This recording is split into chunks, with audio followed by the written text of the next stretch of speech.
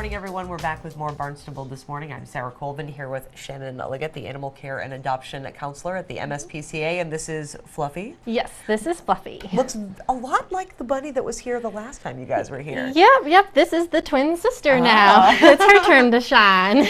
Wonderful. Well, she is so cute, and I was noticing as you guys were bringing her over here, her feet are so big. Yes, she's, just like her sister. She's got the big feet, the big ears, so she's going to be a big bunny. Wonderful. And she, can live around the house. Does she and her sister need to be adopted together? Can they be adopted separately? Is it really up to whomever is taking the bunnies home? Yep. So when they first came in, we did want them to go together, but we have since separated them because they both still need to be spayed. And during the spay process, they do need to be separated, so we wanted them to already be separated. That way it didn't cause more stress.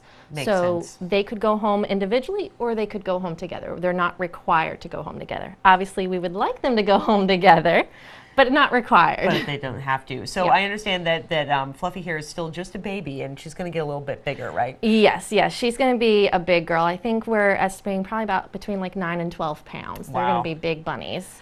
And again, any special care? Can they go home with other animals? Would it be better to be a no-pet household? How do they get along with cats and dogs? So they don't have a history with cat or dogs that we know of. Thankfully, they're still young enough that, you see how sociable they are. They probably could do well in a home with other animals, but you obviously need to do a slow interaction, slow getting used to each other. Sure. Dogs kept on leashes, cats kept in your lap, very positive reinforcement. The way we like to do it is have one person handling the bunny, the other person handling the other animal, and be like, look, you still get love when there's something else here. Absolutely. And you like when people are ready to adopt kind of pictures of the habitat you plan to keep the animals in.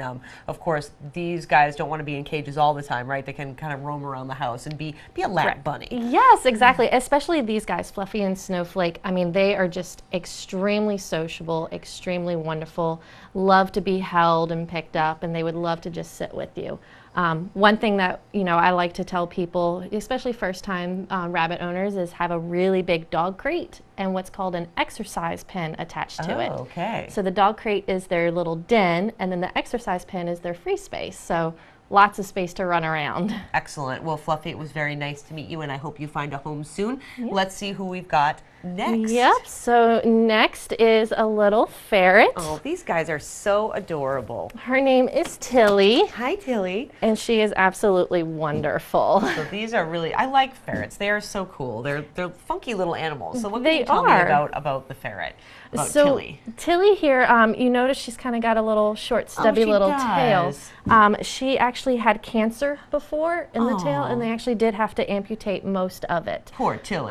So she will need to be seen by the vet regularly to make sure she doesn't have any more cancer running around through her body. Extremely sweet and friendly, loves to be handled and cuddled around. We notice her favorite thing to nibble on is hands that have latex gloves on them. Okay. You see now, like, I can pick her up, she's fine, she has no problem. If we have gloves on, she's like, oh, that's a little tasty. She wants to nibble. She's actually, we had her near a box of gloves, and she was actually picking the gloves out of the box. She would just pick them You up. should not eat that, Tilly. So what kind of care do ferrets require? So ferrets are actually very much like cats. They actually need a high protein diet, and good pellet ferret food is great for them, or a raw protein diet for them. They can actually be litter box trained. Tilly is litter box trained. Yes, it's great because then it keeps her habitat much cleaner. They can be out more. And they do a really cute thing called a ferret war dance, and that's them playing, and they literally are like dancing and hopping around when playing. Oh, that is too funny. So Tilly, you just look so sweet, and I hope that that someone will come and get you. Of course, you can see her at the MSPCA, and we have one more to show with you, and I think it's great because you guys are going to be doing tomorrow on Saturday the fee-free adoption for cats over 1 year old, and I think this beautiful orange kitty is probably a little bit older than 1. Yep. So he's like just over 1. This is Crew, and I mean, you can see he is just absolutely a love He's purring bug. really loudly. Yes, he is absolutely wonderful. He just loves to play. He does have a chronic kitty cold. Oh. So he'll sneeze and get some watery eye, just like people do. Oh, you're going to Kinda like roll me. over. Yes. Constantly sneezing. Yes. So where did Crew come from? Tell me his story. So Crew actually came from a hoarder situation. He came from a house with 40 other cats. Oh my. Yes. That is a lot of cats. Yes. But you know, coming from that situation, he's been absolutely amazing. He really does seem well adjusted for something that could be so traumatic. Exactly. I mean, ever since he came, he was always like this. We actually had a super fasty sign on him because he wanted to play and be loved on so much. He's absolutely wonderful. He has these beautiful green eyes, and he's definitely he's just so friendly. He just wants to be pet and cuddled and loved. So how old do we think Crew is? So we think he's just over 1. When he came to us, he was probably about 10 months, and we were trying to treat the kitty cold. So that took us quite a while to kind of take care of. So he's just over 1 year old. So he's now reached the mark for the fee-waived event tomorrow. Wonderful. So tell me a little bit about that fee-waived event tomorrow. This is So- great for folks who are looking for a pet. Oh yeah, it's great. So it's all of our cats that are over a year.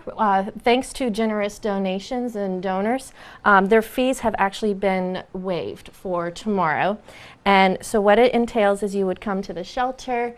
We do ask that you do your homework first, look online, see what cats are available, or even come in before and adopt before, because we can't guarantee that they'll still be here. That's right. If you do come, you want to make sure you have all your housing information, carriers, vet information. We want to make sure we find the best possible matches. Wonderful.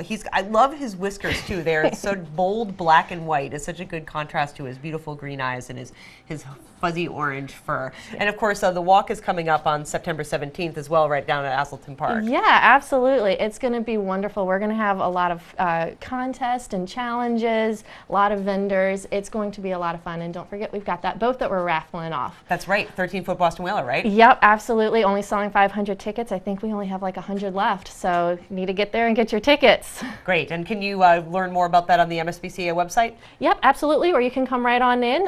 The tickets are $50 each. Includes the trailer, the motor, and a cover as well. Excellent. Well, Shannon, thank you so much. And Crew, it was so nice to meet you. I bet you're going to find a forever home really soon. Yeah. He says, I'm going to come home with you. Yeah. All right. Well, a little bit more to come here on Barnstable this morning. I'm Sarah Gold, and thank you so much, Shannon. Absolutely.